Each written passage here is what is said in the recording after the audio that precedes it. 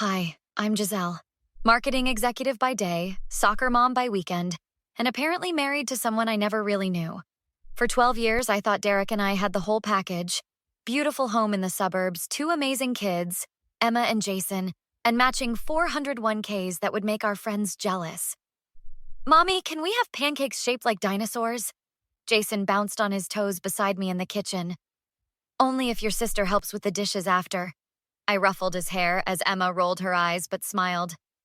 Fine, but I get to make a T-Rex. Emma grabbed the spatula from the counter. Our Saturday mornings always looked like this. Lazy breakfasts before Derek took the kids to their activities while I caught up with Nora for our weekly coffee. The Thompson account is killing me, but nothing coffee with you can't fix. Nora clinked her mug against mine at our favorite cafe. As my best friend since college and now my attorney, she knew everything about my life. You look tired. Everything okay at home? Her lawyer intuition never missed a beat. Derek's been weird lately. Working late, taking calls in the garage, being super secretive with his phone. Men get midlife crises at 40. Maybe he's shopping for a motorcycle? God, I hope that's all it is. Later that week, I stopped by Vincent's office to surprise Derek for lunch. Vincent greeted me with an awkward hug. Giselle, didn't expect to see you today. Derek's actually out meeting with potential investors. That's strange. He told me he'd be in meetings with you all day. Vincent's face fell slightly. He's been taking a lot of solo meetings lately. Thought you knew. The real turning point came during dinner at Derek's parents' house. His mother, Elaine, cornered me in the kitchen. Derek tells me Emma and Jason are struggling in school. Perhaps they need a fresh start somewhere? What? Their teachers just told us they're thriving at parent-teacher conferences. Elaine backpedaled quickly. Oh, must have misunderstood him. That night, while Derek showered, his phone pinged with an email notification. I never snooped, but something felt off. The preview showed confirmation passport application status from the State Department. Strange. We weren't planning any international trips.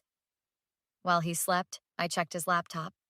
There in his email were passport applications for Emma and Jason, but not me, and flight confirmations to Singapore for 3 passengers. Derek, Emma, and Jason. Departure set for 2 weeks from now. My blood ran cold as I scrolled through more emails. Property inquiries in Singapore, school applications, job referrals. My husband was planning to take our children and disappear without a single word to me. I quietly closed the laptop and slipped back into bed, my mind racing. The perfect life I thought we had was a carefully constructed lie, and my children's futures hung in the balance.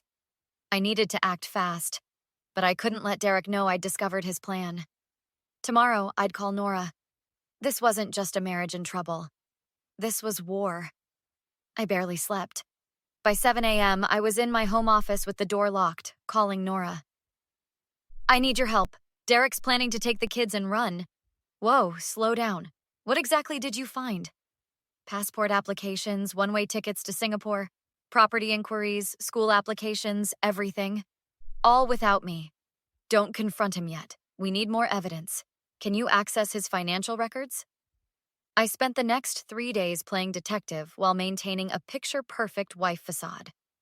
When Derek left for work, I dug through his files and hacked into his email using an old password he never changed.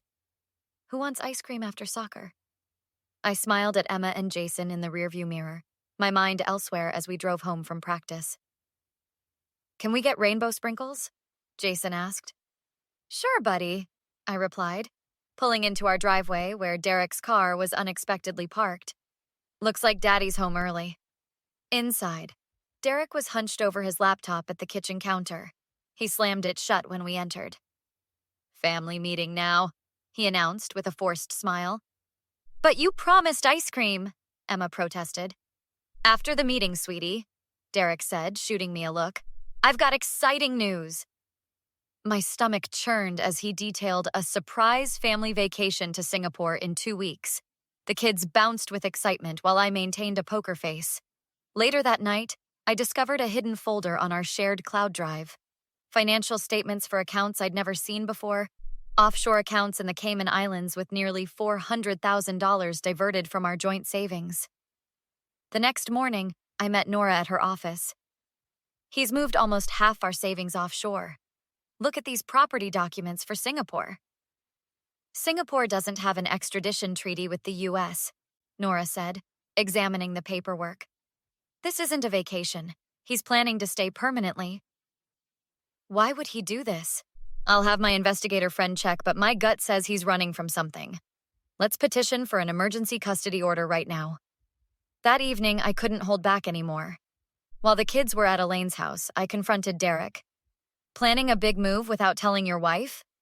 His face darkened. You've been snooping through my things? You're planning to kidnap our children? Don't be ridiculous.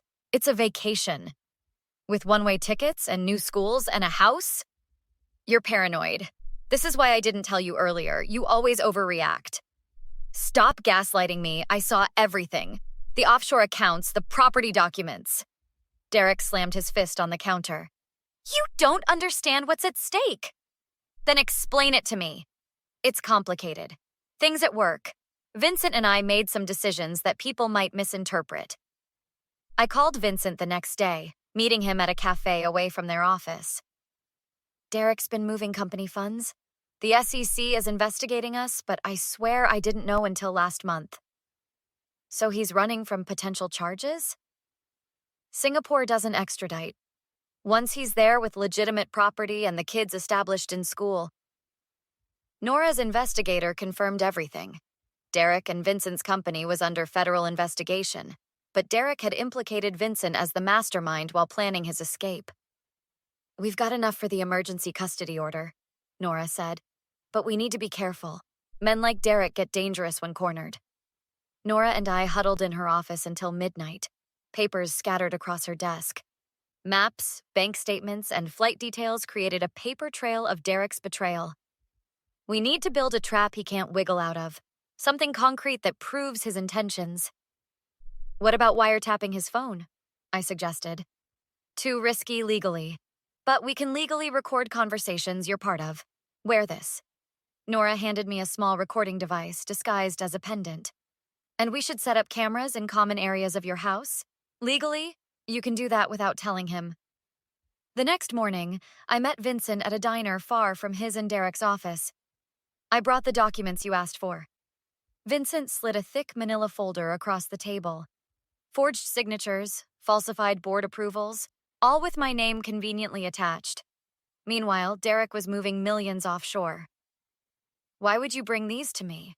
You're implicated too. Because I'd rather face the music here than spend my life looking over my shoulder. And Derek?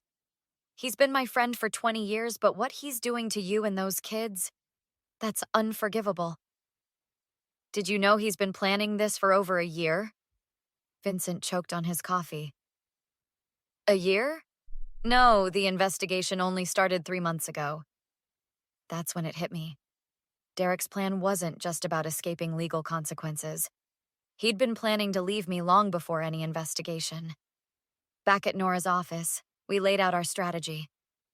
We've got the emergency custody order. Now we need to catch him in the act, Nora explained while her tech guy installed monitoring software on my laptop.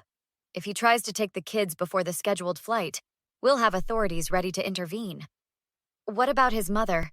Elaine's comment about the kids needing a fresh start suddenly makes sense. Let's pay her a visit. Elaine was pruning roses in her garden when we arrived unannounced. Her face soured at the sight of Nora. What's this about? I'm not comfortable speaking without Derek present. Funny, I'm not comfortable with you helping my husband kidnap my children.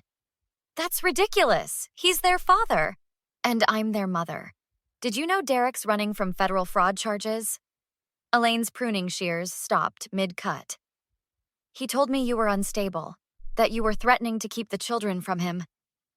Classic projection. He's the one planning to keep them from me, permanently. Elaine's face crumpled. He asked me to babysit next Tuesday. Said he might pick them up early to beat traffic for a surprise trip. That was 5 days before the scheduled Singapore flight. He's accelerating his timeline, Nora said as we raced back to my car. We need to move faster. I called the school and updated their security protocols. No one but me could pick up Emma and Jason. not even Derek. That night, my recording pendant captured everything as Derek casually mentioned changing our family vacation departure. I got us better flights for Tuesday instead. I'll pick up the kids from Mom's and we'll surprise you at home. Sounds perfect. I forced a smile. I'll make sure to be home early. After he fell asleep, I texted Nora. It's happening Tuesday. He doesn't know I know. The next morning, Vincent called in a panic. Derek's emptied the company accounts, every last cent. He knows we're onto him. Nora immediately called her contact at the FBI. He's making his move. We need to be ready. On Monday, Derek kissed me goodbye like nothing was wrong. Big meetings tomorrow. Might be home late. No problem. The kids will be at your mom's anyway. As soon as he left, Nora arrived with 2 FBI agents. We've got agents at the airports, train stations, and your mother-in-law's house. Now we wait. Not just wait, I said. I'm calling Elaine. I called Elaine with shaking hands. I need you to do exactly as planned tomorrow with one change. Call me the moment Derek arrives. I don't know if I should be involved in this. You already are involved. You were going to help him steal my children. He's their father. You thought what? That a mother doesn't deserve to know where her children are being taken? That it's okay to disappear with them to another continent? A long pause. I'll call you when he arrives. Tuesday morning crawled by. I sat in my living room surrounded by FBI agents and Nora watching the clock. At 2:17 p.m., my phone rang. He just pulled up. He has suitcases in his car. Is he acting normal? No, he's agitated, checking his watch. He told the children they're going on a surprise trip. Put him on speakerphone when you can, but don't let him know. 20 minutes later, Elaine called back. I could hear Derek in the background. Where are their passports, Mom? I gave them to you last week. In my dresser drawer. Derek, are you sure about this? Giselle wouldn't understand. This is for the best. Kids who wants ice cream on the way to the airport? I nodded to the FBI agent beside me. Teams mobilized to Elaine's house and the airport. Let's go. Nora grabbed her keys. We arrived at Elaine's just as Derek was loading the kids into his SUV. Emma spotted me first. Mommy, we're going on a surprise trip. Derek froze, his face draining of color as FBI agents surrounded his vehicle. Derek Anderson, we have a warrant for your arrest on charges of wire fraud, embezzlement, and attempted parental kidnapping. This is ridiculous! I'm taking my kids on vacation. With one-way tickets and their birth certificates? With all your assets moved offshore? I stepped forward. With 3 new identities waiting in Singapore? The agents found fake passports in his briefcase. Jason began crying, confused by the chaos. I rushed to comfort him while Emma stood shell-shocked. You're ruining everything, Derek shouted as they handcuffed him. I was protecting us. You were protecting yourself, at everyone else's expense. Elaine collapsed onto her porch steps, watching her son being placed in a federal vehicle. I didn't know, she whispered. I thought you were the problem. The following weeks were a blur of lawyers, court appearances, and therapy sessions for the kids. Derek pleaded guilty to reduced charges in exchange for returning company funds. He still faced 5 years in federal prison for the attempted kidnapping and fraud. 3 months later, Elaine approached me after Emma's soccer game. The country club rescinded my membership. My bridge group won't return my calls. Nobody believes I didn't know everything. Actions have consequences, Elaine. Can I still see the children? Supervised visits only, as the court ordered. With the divorce finalized and full custody secured, I focused on rebuilding. Nora helped me start my own marketing agency. Vincent became my first client after rebuilding his reputation separate from Derek's company. 6 months into his sentence, Derek requested a visit. Against Nora's advice, I went. I made a terrible mistake, he said through the prison phone. I was scared of losing everything. I never meant to hurt you or the kids. But you did hurt us. You betrayed everyone who loved you. I'm getting therapy here. I understand what I did wrong now. When I get out, maybe we could... There is no maybe, Derek. There's no future where I trust you again. The kids need their father. The kids need honesty and stability. You'll see them under supervision when you're released, but we're not a family anymore. That ended the moment you decided we were disposable. I'm sorry, I'm truly sorry. I stood up. Your apology doesn't change anything. Some broken things can't be fixed. Walking out of that prison, I felt lighter than I had in years. Emma and Jason were waiting in Nora's car, arguing over what movie to watch that night. They were healing, slowly but surely. And so was I. Some people call it revenge when you expose someone's true nature. I call it justice. The story of Giselle and Derek has come to an end. What would you have done in Giselle's position? Should someone who betrays you so completely ever deserve forgiveness? Or was she right to reject Derek's apology and cut him out of her life permanently? The line between justice and revenge can be thin. Did Giselle cross it? If this story resonated with you, please hit that like button so more people can discover it. Subscribe to see more compelling stories like this one, and share your thoughts in the comments below. Have you ever had to set firm boundaries with someone toxic in your life? Your experience might help someone else who's going through something similar right now.